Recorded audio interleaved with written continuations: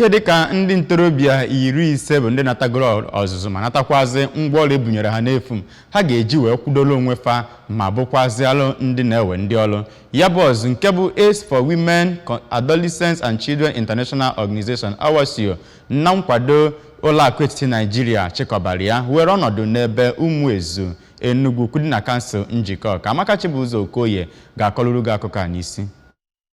Ndị ahụ azụrụ na ịrụ ọrụ aka bụ ndị azụrụ n'ihe gbasara ime achịcha oyibo, idozi gburugburu, ịkwa akwa, idozi igwe eji ekwu okwu, ime ntechesi n'iru, ịsụ ịchafụ na ndị ọzọ dị iche iche. Ha gabigakwara ọzụzụ a izu ụka 6 ka ha wee mara ihe ndị akụziri ha ọfụma. AWACIO bụ otu nọrọ onwe ya bụrụkwa nke nọ n'otu gaziri ụwa niile ebe ha gbadoro ụkwụ ịhụ na a na-akwalite ọdịmma ụmụ nwanyị, ụmụ ntorobịa, ụmụaka, ịhụ na ha na-ejekwe akwụkwọ ma bụrụ ndị na-arụkwa ọrụ ma bụrụkwa ndị na-adịghị ata ntaramahụhụ n'ihe gbasara ego ma ọ bụ ọrịa dị iche iche. Mgbe ọ na-akọwazi ya bụ otu na ihe ha na-arụ ka onye executive officer nke ya bụ AWACIO bụ Dr. Claudia Okeke si na ha bụ ndị otu na-ewepụta amụma dị iche iche nke na-abara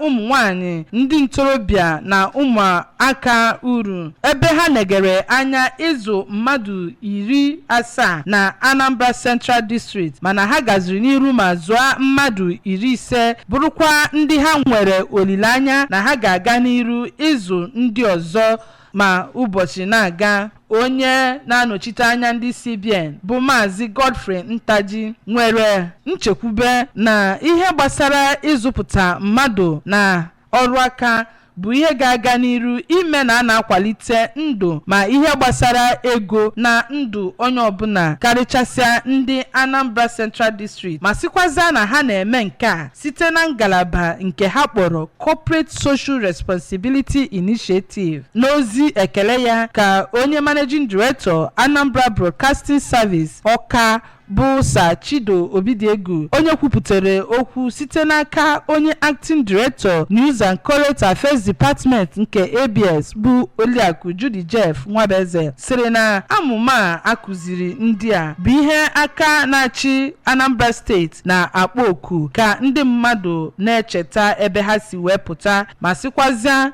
na ha agago n'iru wee kwalite ibi ndụ nke dị mma ma wepụzie ajọ akpamagwa ụfọdụ na-akpa. Mgbe ọ na-etinye ọnụ n'okwu ka Oliakụ Chioma Ezechukwu onye nke si na ngalaba State Ministry of Economic Planning and Budget sịrị na ịkwalite ndị ahụ achọala ụbịam ọnụ ntụ nke na-ama ha aka n'iru. N'otu aka ahụ ka onye isi oche nke Ụmụezu Village Enugu Ukwu bụ Maazị Fabian Akpago kenere Chineke n'ihi na sigo n'aka ndị AWACIO wee zaa ekpere ha n'otu n'otu inye mpempe akwụkwọ na inyefe ihe eji arụ ọrụ ndị a mụrụ bụ ihe pụtara ihe na mmemme a. Abụ m Amaka Chibụzọ Okoye maka akụkọ ụwa ABS.